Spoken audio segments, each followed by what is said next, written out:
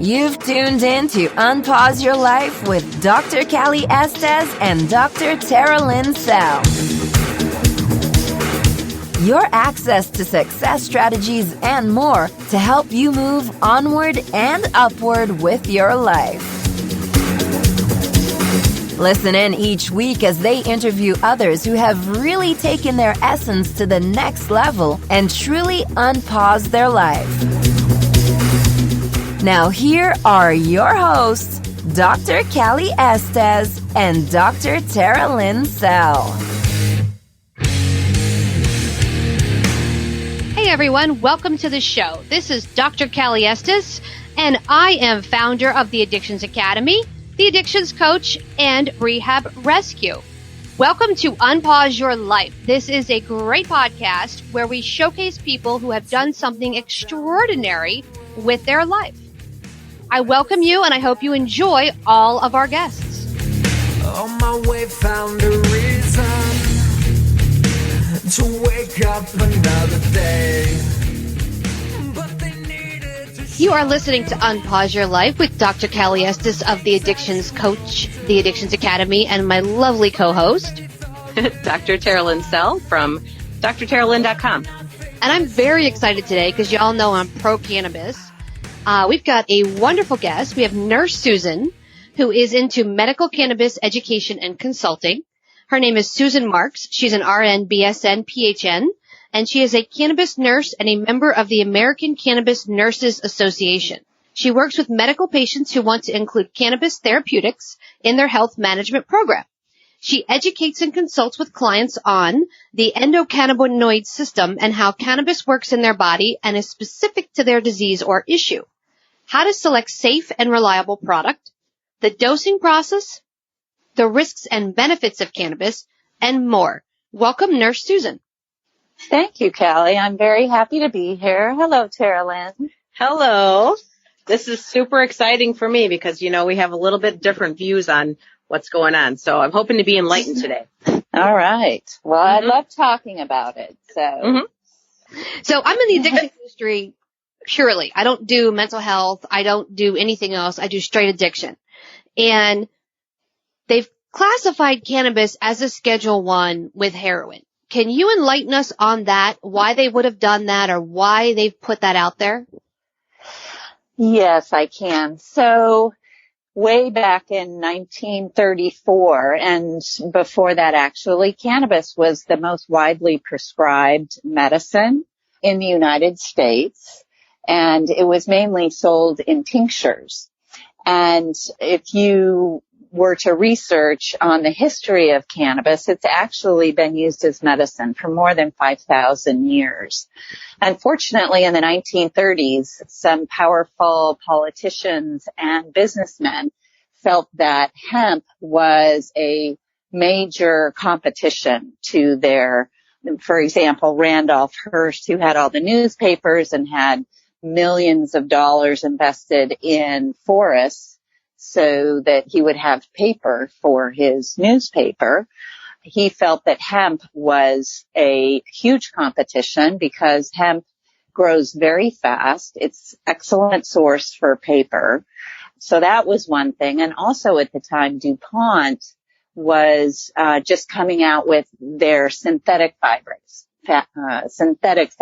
which were made from petrochemicals such as nylons, etc. And hemp is also a great source for fabrics and textiles. So anyway, they were able to use their influence to get Congress to pass the Marijuana Tax Act.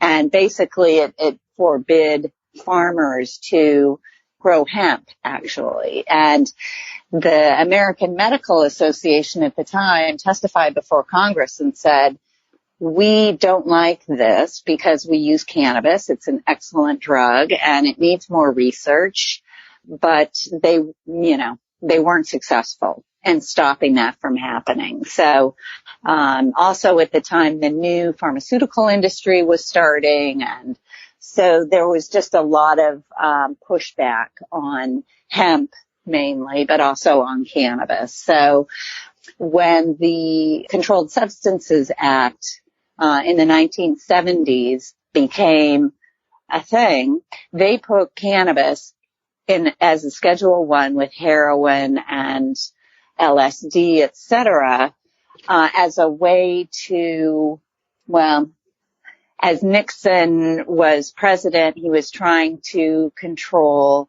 the hippies, the anti-war demonstrators, the Afro-American people of color.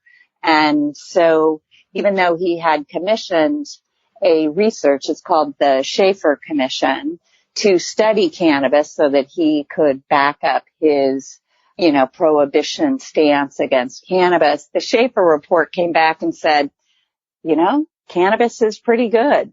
So he squashed that report and continued on with the scheduling of cannabis as a Schedule 1. So when something is put as a Schedule 1, it has to meet 3 criteria. Number 1, that there's no medical benefit whatsoever. Number 2, that it is addictive. And number 3, that it is very unsafe. So in terms of heroin, that's probably pretty appropriate to have heroin in there. With cannabis doesn't meet any of those criteria. It's used a lot for medical purposes. Nobody has ever died of a cannabis overdose. And it's about as addictive as coffee. So if you are I just had 3 Cafe Bustelos this morning. Dr. Terlin's in trouble. I had Cuban coffee. Wow. We're both in trouble. I just have a question about that because there's been a lot of people that sit on my couch that are really negatively impacted by smoking weed all day. Yeah. So talk about that for just 1 second. Yeah. Sure, no problem. So really anything can be abused, and I don't advocate at all what you just described, that people sit around all day and they smoke all day. That is, behaviors of abuse.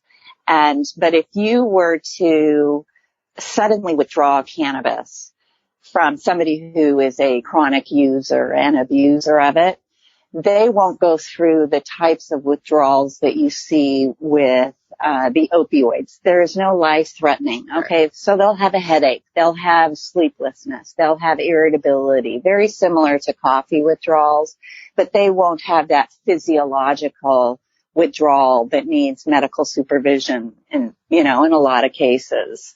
So in terms of dependence, there can be a psychological dependence.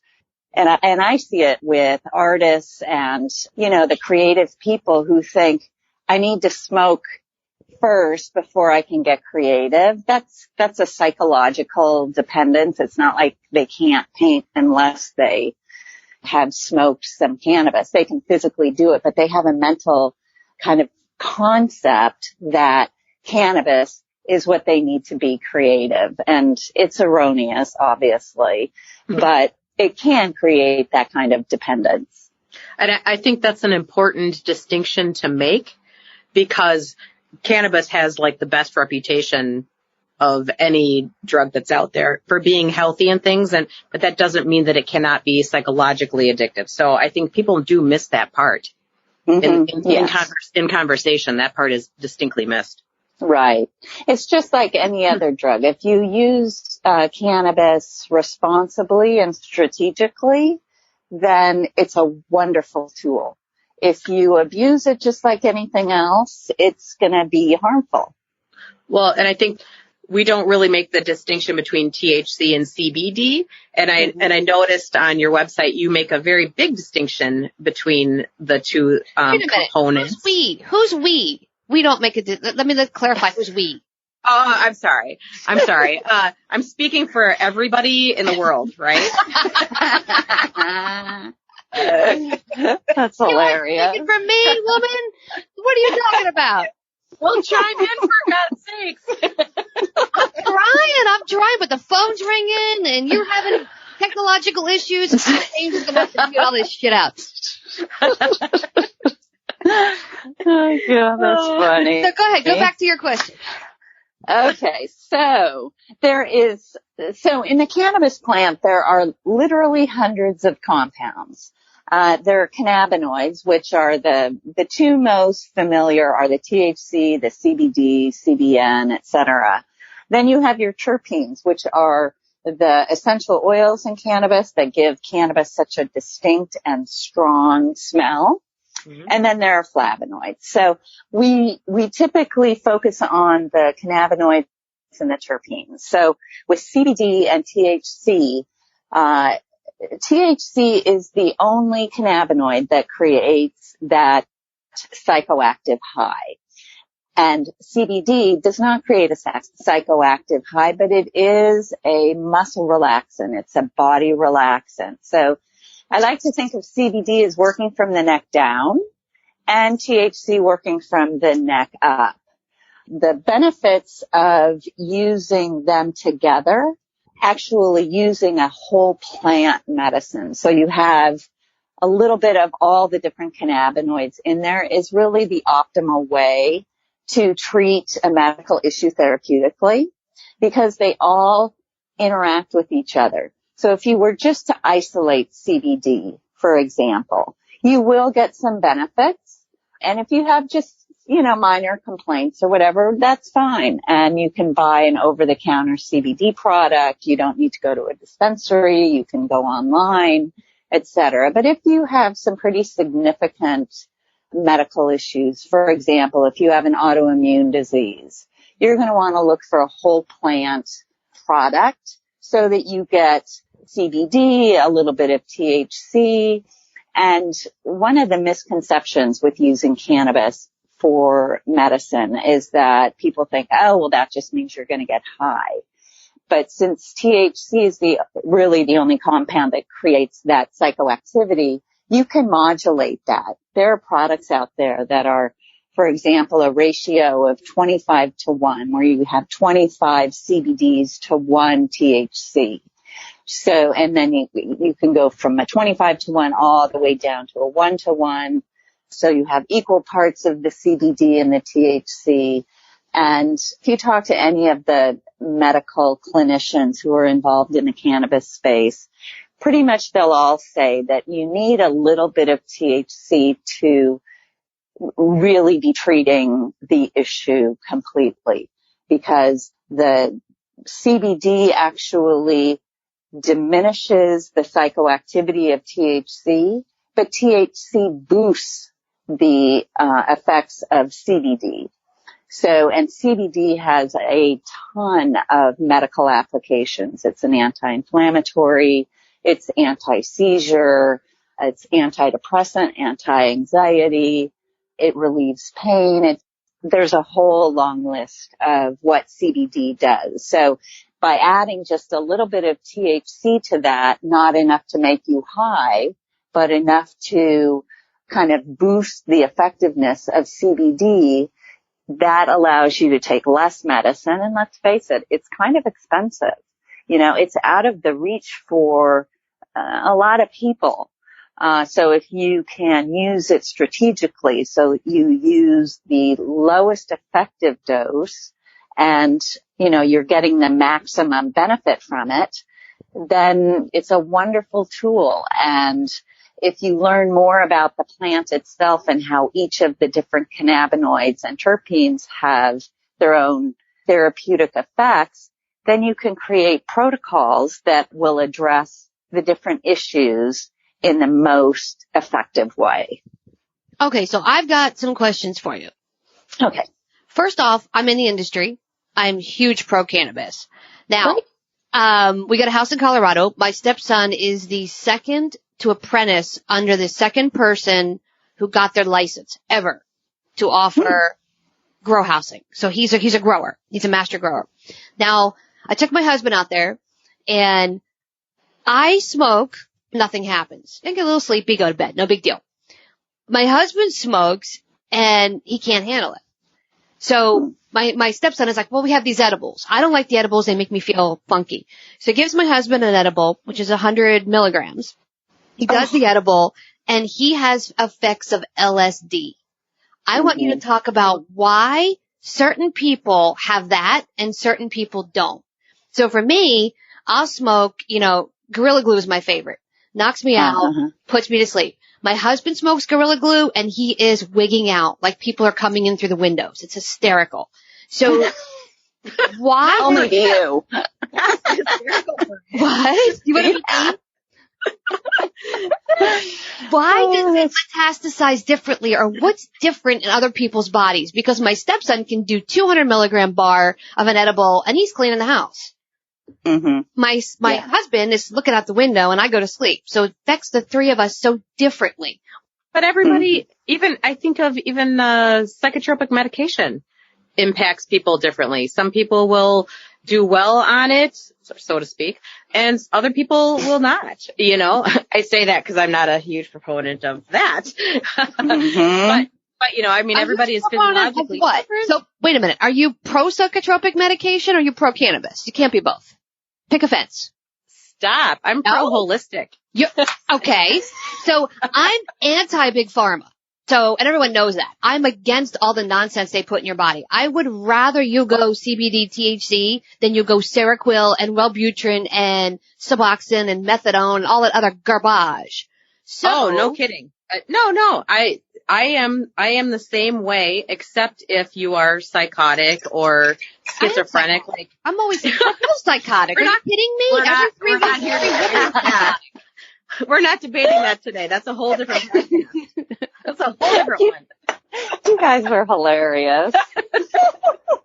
We try to keep it interesting and entertaining. But I want to know what the difference is. And I don't want to compare it to Big Pharma. I want to talk about specifically cannabis because in the addiction space, people say THC is a drug. They say you can't take it, and I know the differences. I know how they split it. I know CBD oil doesn't have the effects, but they're always arguing that it's a drug. Meanwhile, they're going to a meeting, and I'm just going to put this out there because it's my fucking podcast. They go to a meeting, and they're doing sugar, and they're doing... It's my podcast, too. Sorry. It's also your podcast. They go to a meeting, they have sugar, they have a Monster, and they smoke a cigarette, and they go, you can't smoke weed. And I can't wrap my head around that. I just can't, because I would rather you smoke weed than smoke a cigarette or do a Monster, for God's sake. That crap will kill you, or do sugar. That's my personal view. I know Dr. Tara probably has a different view, of course, on that.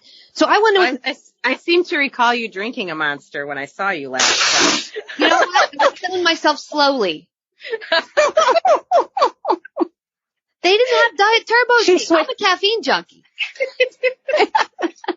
She's already had her 3, don't forget. Right. I'm working on the iced tea now with the guarana in it. Well, in some respects, and unfortunately, I'm not going to let Susan get a word in right now, but I will in a second, because I also think about this with CBD oil. All right. So that's kind of a big thing right now.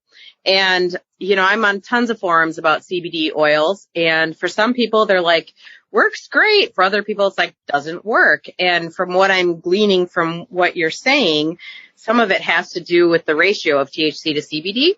And I don't know that that's something that a lot of people also know, the synergistic relationship, right, between that and your body. Exactly. So there are two issues in terms of the individual response. One is the product, and number 2 is the individual. So if we start with the individual, everybody is different.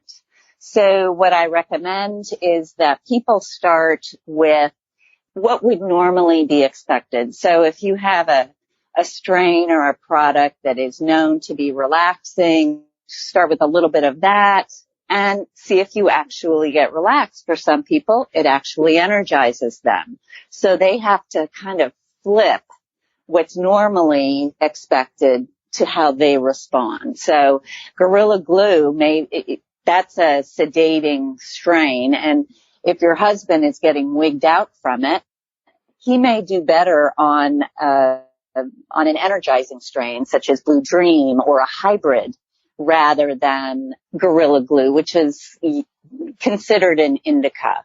And that's a whole other deal, the classifications of indica and sativa, which aren't really that accurate. But so anyway, so to find out what works for you, if you start with a low dose, and you see how you respond, and you really do need to pay attention, because this is the type of medicine that it's very intuitive. You really have to listen to your body and then respond and tweak the protocol based on how you respond. Now, the second issue is the product itself. There's a lot of crap out there. A lot of people are saying, oh, this is the new green rush. I'm going to be a gazillionaire. I just have to put a CBD product out on the market. And they've done testing on some of these products, and they're nothing. Either there's way less CBD than they say. Some of them, they didn't find any CBD in them.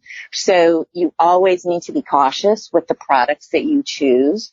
And I tell everybody, do not use any product that has not been lab tested. Because the thing with hemp or with cannabis is hemp is a bioaccumulator. So if there are any toxins or any heavy metals in the soil, they will absorb it into the plant. And they use hemp in areas where they've had a nuclear disaster, et cetera, to help with the cleanup. So some products bring in the CBD or the hemp from China, which is known to be extremely polluted. So you need to select a product that you know has been grown under the right conditions. And you can find a lot of U.S. grown cannabis or hemp products, and you want to see the lab results. So the lab results will tell you not only the potency and that there actually is some CBD in there, but it will also assure you that there are no pesticides, there's no mold, there's no bacteria, and there are no solvents, because sometimes in the processing of the plant, they'll use, a butane or some other substance that you really don't want in your medicine. So if you can't take, for example, if they process the cannabis using ethanol, which is basically alcohol, then if there's a little bit left, no big deal. But if there's a little hexane left, you really don't want to take that product. So it's really important to know the product, know it's safe, and know how you respond to cannabis. Do they have those, I think they're GCMS reports on some cannabis products? Yeah, the chromatograph. Yes, all that. That tells you where it's from and where it's been and blah, blah, Yeah, exactly. And most, if it's a good product, it will have the lab test readily available. Here in California, if you're buying a product at a dispensary, there will usually be a sticker on there with a lab name and then the breakdown of the cannabinoids. Or you can go to the product's website and you can look at all the lab results and all the batches and just reassure yourself that it is a good product. One other thing I wanted to mention kind of as a public service announcement. Now that cannabis has become recreationally legal here in California, the cartels are responding because obviously people are going to dispensaries more now than buying it on the black market. So I have a friend whose stepson is the cannabis czar in one of the cities here. And they just did a raid and they got some cannabis, and when they analyzed it, it had been sprayed with fentanyl, which is highly addictive. Ooh. So that is one of the risks now that we need to be aware of, because the cartels are not liking the fact that they now have competition with the dispensaries. So if they spray it with fentanyl, then people have to come to them for more fentanyl. I have two solutions for that. Number one, yes, switch to cocaine instead of weed. I'm being funny. That's my joke. I'm sitting here going, oh my God, are you serious right now? There's so much I don't know about you yet. No, this is pretty simple. If we as a country, because this is going to hear my political rant today, if we as a country actually just made it legal, we'd put the cartels out of business, number one. Number two, we could regulate the product, tax the product, which gives us revenue stream. But number three, you're getting a quality product because you know what you're getting. You can walk into a dispensary and have a consultation, which they should have, and be able to get the right product and know it's a safe product. But for some reason, our country is slow as fuck. I don't know what the problem is. We have alcohol on every corner, strip clubs on every corner, but we can't get cannabis on every corner. So I haven't quite figured that out, but I totally get what you're saying with the cartels, and I would encourage anybody who uses medical cannabis to make sure you go to a dispensary and get a quality product and do know what you're buying, because that is correct with the fentanyl. They're even spraying the cocaine with the fentanyl in Miami because they want a highly addicted addict. Mm-hmm. Exactly. Yeah, there's some scary people out there. So you just need to be safe and just choose good products like you were saying. I just got to know what inspired you in the first place to do this, because it's a pretty interesting space. So what was your inspiration to do this? So, I've never, other than in college, maybe I smoked a couple times, but I really didn't like cannabis. I was more interested in beer and wine. So I've never been a cannabis user, but in my 40s, I started to display symptoms of a genetic disorder that runs in my family. It's a neurological movement disorder called essential tremor. Oh, sure.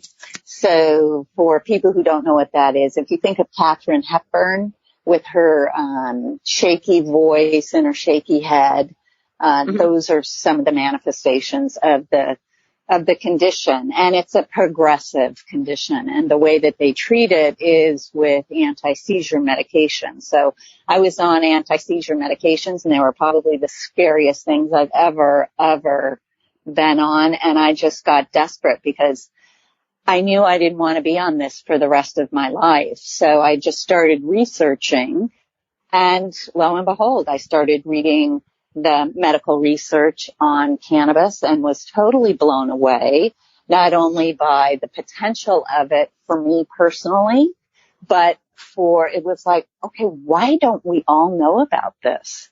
This is a fantastic gift from the earth for man. And the more I got into it, I was able to wean myself off of the anti-seizure meds as I titrated up my dose of cannabis. And the protocol that works best for me is a high CBD, low THC with some raw cannabis in there, which is THCA. Because since it's a neurological problem, I want something that's very neuroprotective and helps with seizures, etc. So that, after much trial and error, that's the protocol that works for me. And I am so grateful to be able to have something that manages it. And, cannabis isn't perfect. Do I still tremor? Yes, but I'm not tremoring so badly that I can't go to a restaurant and eat a meal because my hands are shaking so bad that my food spills everywhere. And so I'm very grateful for this. I want anybody who's interested in seeing if it works for them. I want to tell them about it, teach them about it, help them, figure out the right protocol for the right dose, etc. So it's become my passion because it's had such a personal impact on my life and my vision for my future life, because it was a little depressing, I have to say, knowing that I was just going to get shakier and shakier and be given barbiturate anti-seizure medications. And so now to have a positive outlook on my life and know that I have this tool to help me, I want to share it with other people. Mm-hmm. I think it's a very individual thing. Like, Kaylee's like, pick a lane, Terry, pick a lane. I'm like, I don't know. I think I just need to be open to a lot of different options in lanes sometimes, Mm-hmm. Pick a lane. No, I said I want to banter just for fun. Did we do that? I started to, and then you shut it down like a mother. You're like, I'm not doing that. Slam. We are not having this conversation. I will talk to you like a Midwestern mother. Oh my God. All right. Yeah. I've got another question for you. Sure. And this is the one we ask. What's the most badass thing you've ever done? Even something nobody else might know about. Let's see. The most badass. Is this related to drugs or just anything? Whatever you want it to be. Oh my God. Let's see. That's a very good question. Well, I meditate, and I go to a retreat center up in the desert, actually, and it's very beautiful. And so I have taken a couple of times an entire month off and gone into silence. And what that basically means is you're meditative, you're, working in the yard, you're doing whatever, and you really get to know yourself because all you have is what's going on inside your head. And you learn ways of stopping the self-negating, self-defeating dialogue that goes on in your head. And it helps you to really focus in on just this moment. And when you do that, you realize everything's really pretty okay. That's pretty badass, and I want the 800 number so I can sign Callie up for that. I don't think I could go an hour without running my mouth, let alone a month. Clearly. It's definitely challenging, but wait you till get a we get whole off other this sense. podcast, young lady. Wait till we get off. Oh, now you're the Midwestern mom. Okay, let's do it. No, I'm the Philadelphia mom. I'm the mom who turns around and goes, if you embarrass me in this fucking store, I swear to God, I'm that mom. Do not make me. I'm that mom. You're funny. Well, Nurse Susan, it's been a pleasure. Plug yourself. Totally. Tell us where our listeners can find you when they're out in LA, how they can get a hold of you and reach you. Okay, that'd be great. So I have a website. You've mentioned it a couple of times, and I tried to put on a lot of pertinent cannabis education on there. And that website is called dearnursesusan.com. I kind of fashioned it after Dear Abby because I do some writing for other publications, and it's like a weekly or biweekly article. So the website is dearnursesusan.com, and when you go to the site, there are, the links to my Facebook, my Instagram, and my Twitter account. And if you want to send me an email, if you want an answer to a question, you can reach me at hello@dearnursesusan.com. Awesome. Well, again, Thank you for coming on. We appreciate it. You guys are hilarious. Anytime. We don't even have to record it. We can just talk on the phone. You are listening to Unpause Your Life with Dr. Callie Estes of the Addictions Coach and the Addictions Academy and my lovely, amazing Midwestern co-host, Dr. Tara Lynn from drtaralynn.com.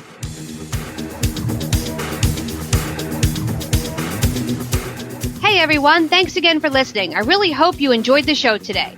Head on over to iTunes and Apple Podcasts and leave a comment or review of what you think. Or contact us at 1-800-706-0318. If you want to be on our show, feel free to email or call. And if you have a topic, feel free to email or call as well. Thanks for listening to Unpause Your Life. For show notes and more, head on over to unpauseyourlife.com.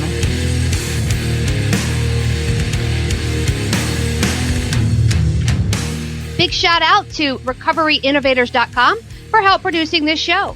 Thank you guys. I took a walk down the long road where they said that I shouldn't go. On my way found a reason to wake up another day, but they needed to show you all the things that you won't do. Find faith or religion, but nothing to show for it.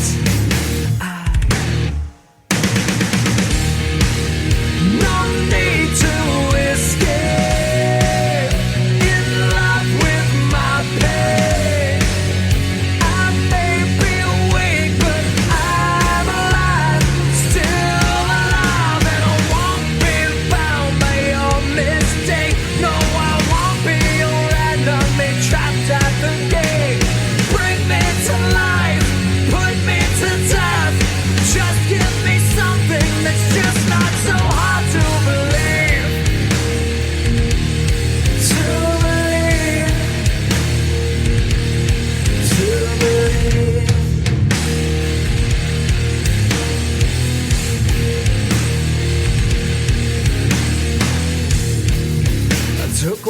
down the dark road where they said that I shouldn't go.